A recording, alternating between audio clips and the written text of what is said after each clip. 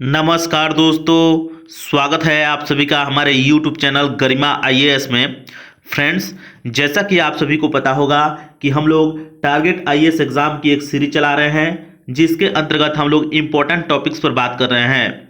Important topics के इसी कड़ी में आज हम लोग बात करने वाले हैं प्राचीन भारतीय इतिहास के बारे में। प्राचीन भारतीय इतिहास से संबंधित मैंने 10 प्रश्नों को इस वीडियो में शामिल किया है और इन प्रश्नों का उत्तर भी मैं बताऊंगा। यदि उन प्रश्नों का उत्तर आप लोग जानते हैं तो कमेंट बॉक्स में जरूर मेंशन कीजिएगा। फ्रेंड्स, एक बात और मैं बता दूं कि अगर आप भारत की किसी भी कॉम्पिटिटिव एग्जाम की तैयारी कर रहे हैं जिसमें जीके और जीएस आधारित प्रश्न पूछे जाते हैं तो यह वीडियो बिल्कुल आपके लिए है, क्योंकि इसमें जो भी कंटेंट दिए जा रहे हैं कॉम्पिटिटिव एग्जाम की जो तैयारी कर रहे हैं उन्हीं के ध्यान में रख करके दिए जा रहे हैं। चलिए अब एक एक प्रश्नों पर आते हैं, प्रश्नों को आगे बढ़ाते हैं, देखते हैं कि प्रश्न क्या कहते हैं और उसका उत्तर क्या होगा। पहला प्रश्न देख लीजिए। पहला प्रश्न है, शुंग वंश के संस्थापक कौन थे? Option number A Pushyamitra Shunga, option number B Agnimitra Shunga, option number C Vasumitra Shunga, option number D Vajramitra Shunga. यदि आप इसका आंसर जानते हैं तो कमेंट बॉक्स में जरूर मेंशन कर दीजिएगा, नहीं जानते हैं तो जान लीजिए इसका आंसर होगा friends option number A Pushyamitra Shunga. Pushyamitra Shunga ही शुंग वंश के संस्थापक थे, ध्यान में रखिएगा। वेरी वेरी इंपॉर्टेंट प्रश्न है, बहुत बार पूछा गया है। आइए अगले प्रश्न की तरफ बढ़ते हैं। अगला प्रश्न है 2 नंबर प्रश्न कहता है, मालवी काग्निमित्रम किसकी रचना है? ऑप्शन नंबर ए कालिदास की, ऑप्शन नंबर बी तुलसीदास की, ऑप्शन नंबर सी चाणक्य की, ऑप्शन नंबर डी बाणभट्ट की। यदि आप इसका आंसर जानते हैं तो कमेंट बॉक्स में मेंशन जरूर कर दीजिएगा, नहीं जानते हैं तो जान लीजिए इसका आंसर होगा फ्रेंड्स ऑप्शन नंबर ए कालिदास। ध्यान में रखिएगा, कालिदास की अन्य रचनाएं भी है जैसे अभिज्ञान शाकुंतलम, मालवी काग्निमित्रम और रघुवंशम। तुलसीदास रामचरितमानस को लिखे हैं, चाणक्य जो है अर्थशास्त्र को लिखे हैं और बाणभट्ट हर्षचरित को लिखे हैं। याद रखिएगा, वेरी वेरी इंपॉर्टेंट प्रश्न। आइए अगले प्रश्न की तरफ बढ़ते हैं। अगला प्रश्न है 3 नंबर, बहुत ही इंपॉर्टेंट है। 3 नंबर प्रश्न भगवान बुद्ध से संबंधित है। क्या कहता है प्रश्न देख लीजिए। सारनाथ का संबंध बुद्ध के जीवन के किस पहलू से है? ऑप्शन नंबर ए उनके जन्म से, ऑप्शन नंबर बी उनके निवास स्थान से, ऑप्शन नंबर सी प्रथम उपदेश से, ऑप्शन नंबर डी उनकी मृत्यु से। इसका आंसर अगर आप लोग जानते हैं तो कमेंट बॉक्स में जरूर मेंशन कर दीजिएगा, नहीं जानते हैं तो जान लीजिए इसका आंसर होगा फ्रेंड ऑप्शन नंबर सी प्रथम उपदेश से। गौतम बुद्ध को प्रथम उपदेश सारनाथ में ही जाकर के दिए थे, याद रखिएगा। बहुत ही इंपॉर्टेंट प्रश्न है और बहुत बार पूछा गया है। आइए अगले प्रश्न की तरफ बढ़ते हैं। अगला प्रश्न बहुत ही इंपॉर्टेंट है, देख लीजिए। 4 नंबर प्रश्न कहता है, निम्नलिखित में से कौन कौन सा सुमेलित नहीं है? निम्नलिखित में से कौन कौन से सुमेलित नहीं है? ध्यान रखिएगा, यहाँ कौन कौन 2 बार हो गया है, लिखना चाहिए कि कौन सा सुमेलित नहीं है। ऑप्शन नंबर ए मौर्य साम्राज्य Chandragupta Maurya, option number B Shunga राजवंश Pushyamitra Shunga, option number C Satavahana राजवंश Gautamiputra Satakarni, option number D Pala वंश गोपाल। इसका आंसर अगर आप लोग जानते हैं तो कमेंट बॉक्स में जरूर मेंशन कर दीजिएगा, नहीं जानते हैं तो जान लीजिए इसका answer option number C Satavahana राजवंश गौतमीपुत्र सातकर्णी। आप लोग बोलिएगा इसका आंसर कैसे सही होगा, तो ध्यान रखिएगा। मौर्य साम्राज्य के जो संस्थापक थे वो चंद्रगुप्त मौर्य थे। शुंग राजवंश के स्थापना जो किए थे वो भी पुष्यमित्र शुंग थे और पाल वंश के जो संस्थापक थे वो गोपाल थे। लेकिन सातवाहन राजवंश के जो संस्थापक है वो गौतमीपुत्र सातकर्णी नहीं है। इसके संस्थापक जो थे उनका नाम है सीमुख। ध्यान रखिएगा, उनका नाम है सीमुख, इसीलिए यह सुमेलित नहीं है, इसीलिए इसका आंसर हो जाएगा ऑप्शन नंबर सी। याद रखिएगा, वेरी वेरी इंपॉर्टेंट प्रश्न। आइए अगले प्रश्न की तरफ बढ़ते हैं। अगला प्रश्न है 5 नंबर, बहुत ही इंपॉर्टेंट है। महाभारत में पार्थ किस पात्र का नाम था?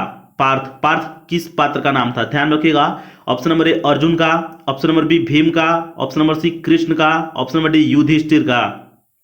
यदि आप लोग आंसर जानते हैं तो कमेंट बॉक्स में जरूर मेंशन कर दीजिए, नहीं जानते हैं तो जान लीजिए इसका आंसर होगा फ्रेंड्स ऑप्शन नंबर ए अर्जुन।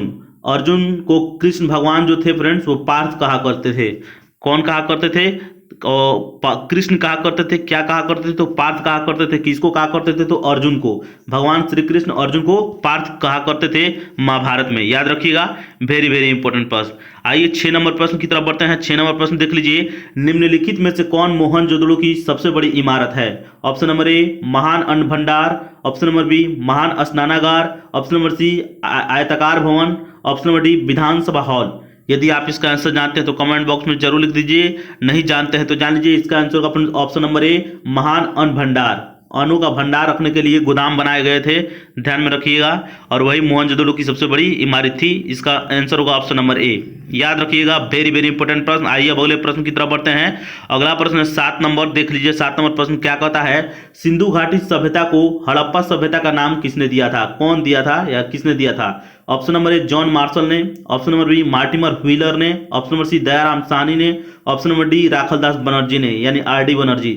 यदि आप इसका आंसर जानते हैं तो कमेंट बॉक्स में जरूर मेंशन कर दीजिए, नहीं जानते हैं तो जान लीजिए। इसका आंसर होगा option number A John martial. ध्यान रखिएगा, जॉन मार्शल जो थे वही सिंधु घाटी सभ्यता को हड़प्पा सभ्यता बोले या उसका नाम बदल करके हड़प्पा सभ्यता रखे। ध्यान रखिएगा, दोनों नाम जाना आता है, हड़प्पा सभ्यता से भी और सिंधु घाटी सभ्यता के नाम से भी जाना आता है। 8 नंबर प्रश्न है इंडिका किसकी रचना है? इंडिका एक पुस्तक है, ध्यान में रखिएगा, ऐतिहासिक पुस्तक है। ऑप्शन नंबर ए अज्ञात लेखक, option number B Pliny, option number C Megasthenes, option number D Ptolemy. यदि आप इसका आंसर जानते हैं तो कमेंट बॉक्स में जरूर लिख दीजिए, मेंशन कर दीजिए, नहीं जानते हैं तो जान लीजिए। इसका आंसर होगा friends option number C Megasthenes. Megasthenes जो था फ्रेंड्स सिकंदर का सेनापति, सेल्यूकस निकेटर जो था वही सेनापति था। और सिकंदर की मृत्यु के पश्चात सेल्यूकस अपना राजदूत बनाकर के चंद्रगुप्त मौर्य के दरबार में भेजा था मेगास्थनीज को, ध्यान रखिएगा। और वहीं पर इसने इंडिका की रचना की थी, इंडिका नामक ग्रंथ की रचना की थी, याद रखिएगा। इसका आंसर मेगास्थनीज हो जाएगा। आइए 9 नंबर प्रश्न को देख लेते हैं। 9 नंबर प्रश्न बहुत ही इंपॉर्टेंट है। निम्नलिखित में से कौन योग सूत्र के लेखक हैं? Option number A Bhaskaracharya, option number B Kashyap, option number C Banabhatta, option number D Patanjali. यदि आप इसका आंसर जानते हैं तो कमेंट बॉक्स में जरूर मेंशन कर दीजिए, नहीं जानते हैं तो जान लीजिए। इसका आंसर होगा ऑप्शन नंबर डी पतंजलि। महर्षि पतंजलि जो थे वही योग सूत्र के लेखक हैं। वेरी वेरी इंपॉर्टेंट प्रश्न। आइए 10 नंबर व अंतिम नंबर प्रश्न की तरफ बढ़ते हैं, बहुत ही इंपॉर्टेंट है। देख लीजिए 10 नंबर प्रश्न क्या कहता है। प्रथम बौद्ध संगति किस स्थान पर आयोजित की गई थी? आप सभी की जानकारी के लिए मैं बता दूं कि बौद्ध संगतियों का आयोजन किया गया था, ध्यान रखिएगा। तो option number A Pataliputra, option number B Vaishali, option number C Rajgriha, option number D Kashmir. यदि आप इसका आंसर जानते हैं तो कमेंट बॉक्स में जरूर मेंशन कर दीजिए, नहीं जानते हैं तो जान लीजिए। इसका आंसर होगा friends option number C Rajgriha. प्रथम बौद्ध संगति का जो आयोजन हुआ था वो राजगृह में हुआ था, याद रखिएगा। वेरी वेरी इंपॉर्टेंट प्रश्न। तो फ्रेंड्स यह प्रश्न आपको कैसे लगे कमेंट बॉक्स में जरूर लिखिए। मिलेंगे फिर नेक्स्ट वीडियो में। नमस्कार, धन्यवाद।